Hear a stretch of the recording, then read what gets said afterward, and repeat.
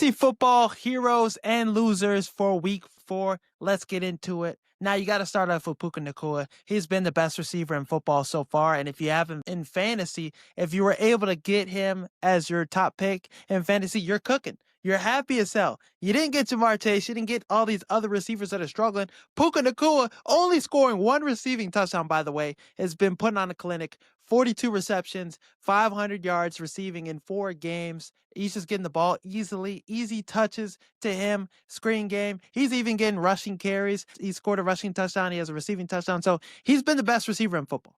It's no doubt about it. He could block, yards after the catch. He's been on a full offensive clinic. Matthew Stafford, I don't know what it is about him, but he always has receivers that put on masterclass seasons. This is looking like Cooper Kupp in 2021. Last game, he had 36 points against the Colts. A very good, solid secondary. Masterclass. Couldn't do anything to him. Couldn't stop him. I feel like, though, with any quarterback, he could put up this kind of performance. But with Matthew Stafford, always finding him, always having that synergy, that great connection with Matthew Stafford and Sean McVay, always dialing up good play calls and schemes for him to get open.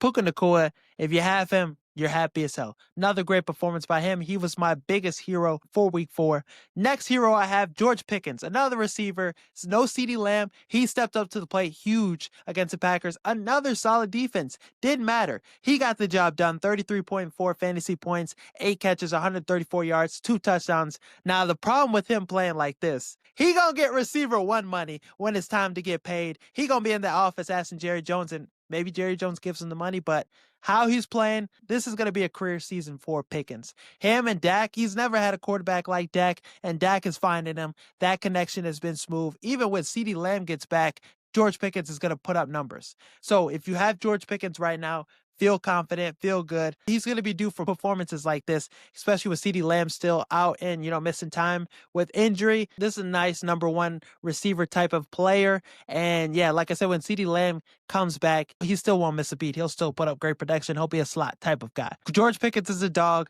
He showed that against a really good Packers defense. They had no answer for him. Couple clutch touchdowns. Dak is trusting him more, and he's picking up things. Against Tyree Stevenson, he scored a touchdown, but he wasn't putting up production like this. But it was nice to see Pickens bounce back like this. Him getting shipped out of Pittsburgh, Mike Tomlin, all the issues with that, him being a distraction, cancer in the locker room. So far in Dallas, he hasn't been that. He hasn't been a problem. So it's nice to see him have kind of a redemption story in Dallas and him potentially have a nice career year over there. We always knew he was good, but this year, I think he can take it up a notch. My unsung hero for week 4, fantasy football, Ashton Jeanty. Ashton Jeanty finally showed us exactly who we thought was going to come into the NFL. He looked like the Boise State running back last season, dominant. He got back to his, Michael Myers stance, and maybe that's what did it for him. But against the Bears, he had his way. He was the Raiders' offense. Geno Smith tried to give this game away multiple times, but Ashton Jeanty carried this offense on his back. 33.5 fantasy points. This is top 5 running back type of production. Couldn't stop him in any capacity. 2 receiving touchdowns, 2 catches, 17 yards. And then in the run game, 21 carries for 138 yards rushing, a 64-yard rushing touchdown, 6.6 yards per carry. This was his I have arrived game. And it's crazy because as powerful as he was in college, he showed that in this game against the Bears. I mean, at one clip, Andrew Billings got in the backfield and he hit him with all of his force and all of his might. Andrew Billings is a meatball. He's a big dude. Jeanty just absorbed it and bounced off of Billings. I thought Billings was going to kill him. No, Jeanty is built different, and he showed that, trucking multiple defenders. Every time he got in the end zone, he was trucking somebody. Tremaine Edmonds bounced off him. It didn't matter who was trying to tackle him in this game. They couldn't do it.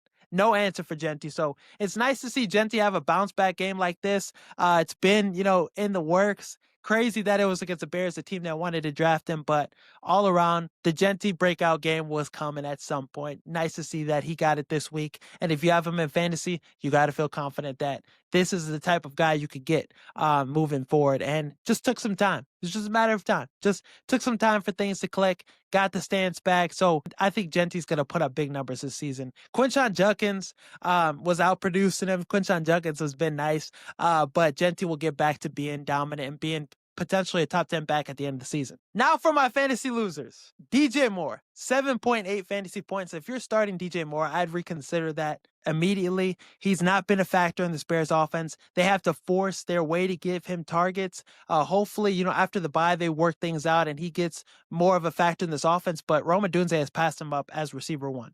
Luther Bird and Zacchaeus, like all these other guys are getting a little more targets than DJ Moore. DJ Moore, the body language still doesn't look good. So concerned how things are progressing with him, Caleb, this offense, Ben Johnson. So, and he's the type of person that, maybe he'll get a little disgruntled later on. Maybe things, pick up and he wants to request a trade. Who knows? That could be where we're headed. But right now, DJ Moore, you can't trust him to put up double-digit points. You can't trust him as even your slot receiver, as your slot guy. You can't trust that. So DJ Moore, I'd consider moving him to the bench. I'm not going to, say cut him yet, but if you are getting trade offers for him, people in your league are a Bears fan, they want DJ Moore, maybe I'd, trade him in a package. Maybe a Quentin Johnson. I don't know if you'll even get Quentin Johnson. He's been on a tear lately. But look at some trade packages. Don't cut him, obviously. But if you can keep him, stash him, maybe, some big games come soon. But right now, it's not looking good for DJ Moore. The Bengals weapons. We knew this was going to happen. This Bengals offense is not going to get any better. It's looking terrible. Big Browning is one of the worst quarterbacks we've ever seen in the NFL. Jamar Chase, T. Higgins, those guys, their production has diminished. I think maybe it might be time to trade a Jamar Chase, trade a T. Higgins, maybe get a Quentin Johnson, maybe get these other guys that are blowing up. It's been really disappointing because Jamar Chase probably was the first overall pick. Who knew that Joe Burrow was going to get hurt and miss the rest of the season? Maybe we knew he was going to get hurt because he's been getting hurt, but missed the whole season. It's just sad. If you have Lad McConkey, you have Jamar Chase, T. Higgins, like all these, weapons, they've been disappointing. A.J. Brown, too, we'll get into him next, but it's just been a disappointing year for these top receivers. Jamar Chase, T. Higgins, get those guys out of your lineup immediately because this offense is not going anywhere. The final loser I have is A.J. Brown. 2.7 fantasy points this last week. They're not getting him the ball at all. The last 9 games, he's averaged three catches. It's been poor production. It's been, not worth it to keep him in your starting lineup. You never know when he's going to get his opportunity. The Eagles are winning, but still, you got to get A.J. Brown the ball. When you do, you win convincingly. You get him involved. This is one of your best playmakers. I'm concerned how they're not getting him the ball like they should. 2 targets in a game is unacceptable. Things could be trending towards him potentially getting traded. So I would just wait and see what happens with it. I'd stash him right now. I wouldn't consider trading him yet because he's really fucking good.